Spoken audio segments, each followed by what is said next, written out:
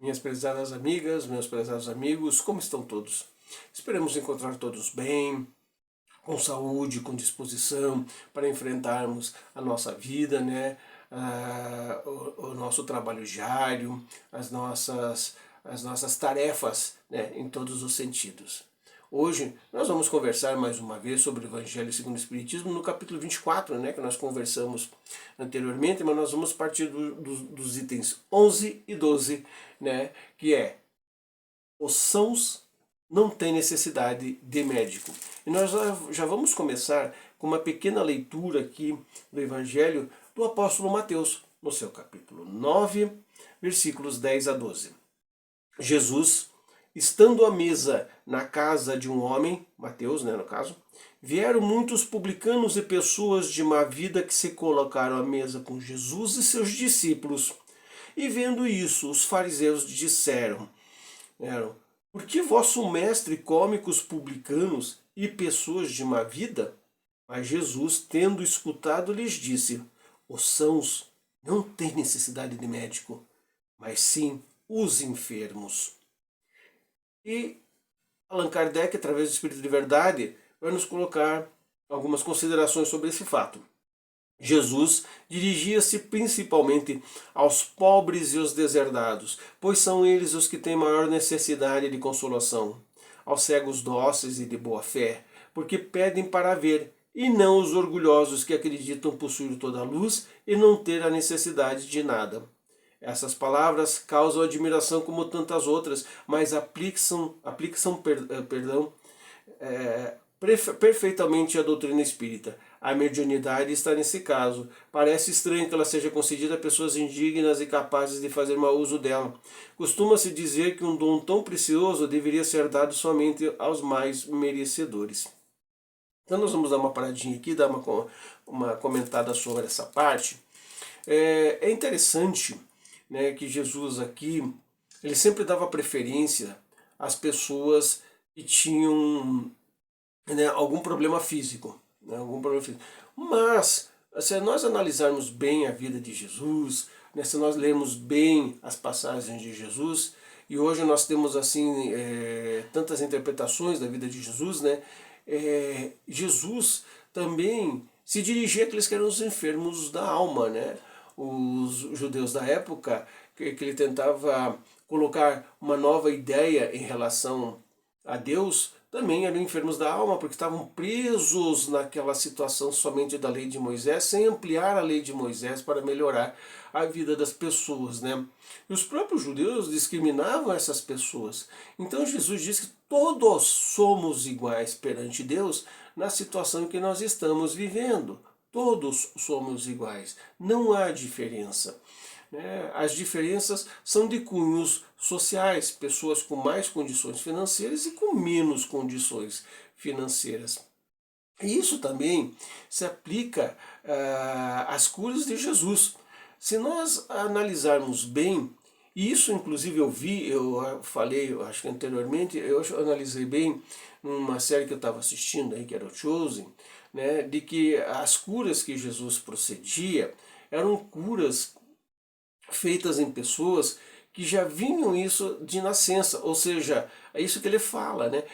Já vinham de cegos de boa fé. O que significa os cegos de boa fé? Eram aqueles que sabiam que nasceram cegos, talvez por uma ideia errônea de que se pregava anteriormente, que isso era culpa dos pais, mas Jesus sabia que isso era de uma vida anterior daquela pessoa. Então, quando essa pessoa tinha a fé necessária para ser curado, ele curava. Né? Então, Jesus só curou aquelas pessoas que tinham condições de serem curadas, e a gente não analisa muito bem isso. E a condição de ser curada, né, o doente que precisa ser curado, ele tem que ter a disponibilidade da cura, ou seja, querer ser curado. Vamos pegar um exemplo bem prático, né? Quantas vezes você mesmo, né, isso eu também me coloco, quantas vezes você foi no médico para fazer alguns exames porque você não estava se sentindo bem, e após os exames o médico, né, diz para você, olha, na análise dos exames, é melhor você parar com isso, pare de comer isso, pare você fuma, pare de fumar, você bebe, pare de beber, né? E começa a tomar isso, começa a fazer caminhada, começa a fazer alguns exercícios físicos. Quantas vezes isso aconteceu na sua vida e você fez isso na primeira semana e às vezes somente no primeiro mês e depois não continuou achando que não ia acontecer nada, né? Isso é uma mensagem que o teu corpo está dando que você tem que mudar. Jesus utilizou essas mensagens do corpo da pessoa de vidas anteriores para poder curar. Quer dizer, ele já tinha a fé necessária para ser curado. Por isso que ele diz assim, que os sãos não precisam de médico. Quer dizer, aqueles que têm entendimento, aqueles que procuram trabalhar, aprender, né, ajudar, esses não precisam de médicos, porque os médicos não são necessários para essa pessoa. E os médicos aqui, Jesus também nos coloca como trabalhadores desta parte. Ou seja, que devemos ajudar as pessoas naquilo em que mais elas necessitam. Ah, mas eu não sou médico, né? Eu não me formei em medicina. Sim, você não se formou em medicina, talvez. Você deve ter se formado em outra coisa, nem se formou, você tem o seu emprego, né? Você trabalha, mas você tem o médico dentro de você para indicar a uma pessoa que está doente, participa daquilo, participa disso, vai em tal lugar, né? Você é o médico dentro de si que pode ter um tempinho da sua vida e levar a pessoa que não pode, por questões de locomoção, a um posto de saúde, a uma consulta.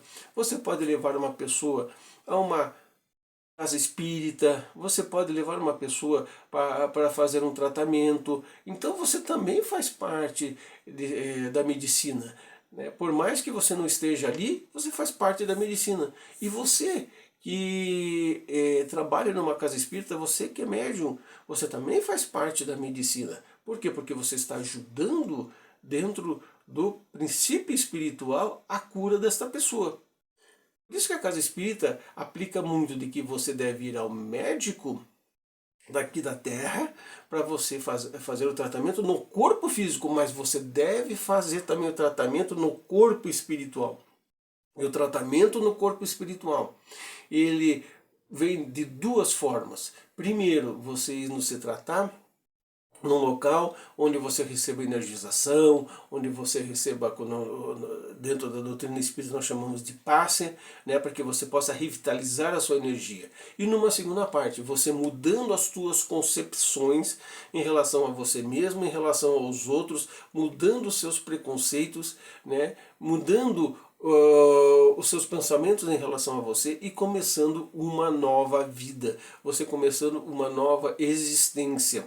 Não estamos dizendo que você mude de religião, que você mude de princípio, não, mas que você entenda de que todas as religiões de boa fé, todos os trabalhos espíritas e espiritualistas de boa fé, todos eles estão aí para ajudar, em nome do Cristo. Né? Principalmente aqueles, principalmente não, mas aqueles que não cobram nada estão ali de graça. Dai de graça o que de graça foi dado para você ajudar.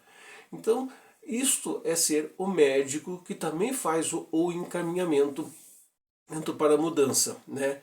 E dentro desse encaminhamento para a mudança, nós temos também que mudar o nosso princípio em relação às outras pessoas que não têm condições financeiras, né? Não só com a ajuda física, né? Ou seja, alimentação, roupa, o encaminhamento para alguma coisa, mas ajudar também na parte espiritual, explicando as situações, dando bom ânimo, mesmo que a pessoa, mas eu falei para fulano, talvez ele já caiu uma vez, ele voltou para aquele negócio. Nunca devemos desanimar. Jesus nunca desanimou com ninguém.